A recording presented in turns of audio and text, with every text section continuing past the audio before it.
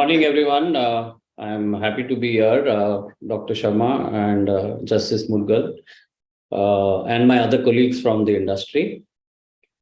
In the industry, as we saw, Sajna did mention about some figures, but I would like to focus on just a few of those.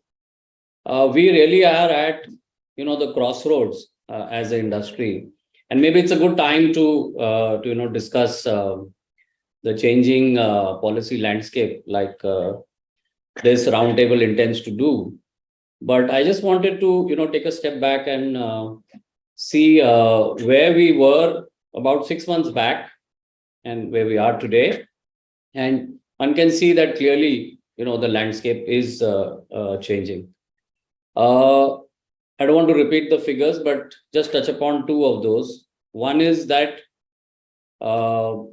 there were about $2 billion in FDI that came into the sector. But more importantly, till June of 22, there was a 1.5 billion inflow of FDI, and that's significant. The industry, was growing consistently at a CAGR of 30%, and well within the reach of achieving and contributing to this $5 trillion digital economy, but the industry itself reaching 5 billion from the current 2.5. The rules were out, as we all know, and things were looking extremely bright. People were innovating. There were gaming companies that were innovating, especially in the game development side. The entire experience for the users. So things were looking extremely bright for a sunrise sector, as it should be. Cut to where we are today, and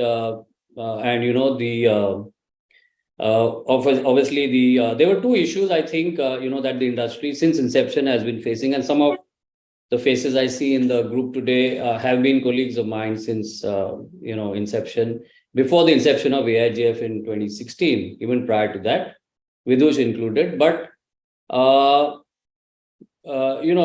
what we were seeing, that the overhang of the taxation was always there on the industry, and likewise the overhang of the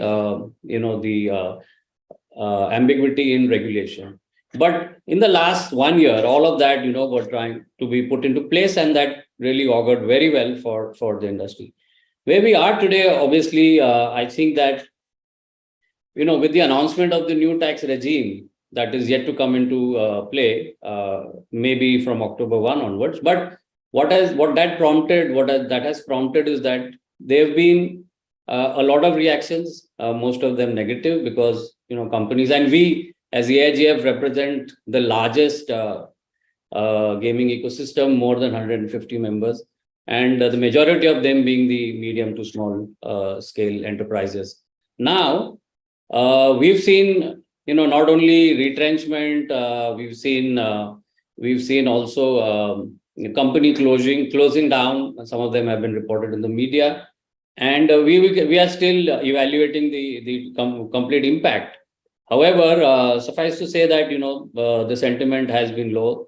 We all know that the investors collectively, the collective of investors also wrote to the Honorable PM on the matter. This is going to have a dampening effect on the investor community.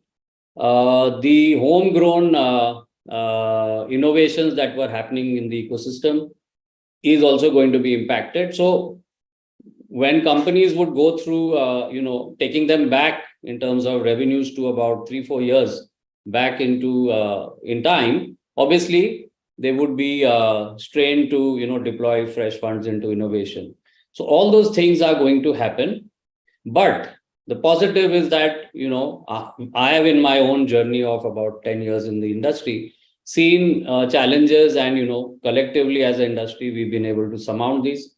And so I have a ray of optimism that we will collectively as an industry also surmount most of these challenges that we face. But let's look at what is happening outside. Of course, 85% of the industry comprising of the pay-to-play side of gaming. But let's look at what is happening on the other side. AIGF has also broadened the canvas, so to say, in the last 2-3 years, and we've also looked at the game development and the publishing side, Web3 side of gaming, and we've seen recently that companies such as Krafton and Pokemon Go in the last few months have announced sizable investments coming into that's the publishing side and the game development side. And as we all know, the new GST regime does not it makes the distinction between pay to play, the games that are for money consideration and those that aren't.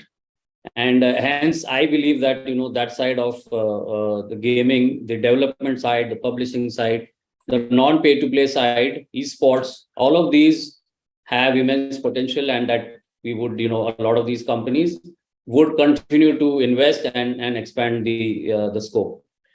Also, state governments and the central government also have been welcoming inputs within the development of the gaming ecosystem, where they're talking about developing gaming hubs as well as centers for excellence. And this is happening and across the country in various states, and AIGF has been at the forefront very recently with the Karnataka state and Tamil Nadu, discussing what we can collectively do to kind of increase investments as well as jobs in the AVGC segments there. As we all know, 86% of India is a mobile first market, and so with the introduction of 5G, we will see widespread uptake of esports.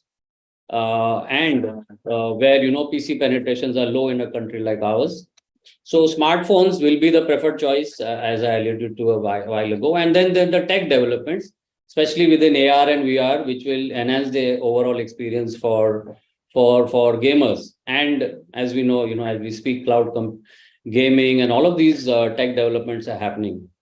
So I would like to say that AIGF strongly believes that the gaming ecosystem and game development will prove to be an integral to the achievement and contribute to the $5 trillion digital economy.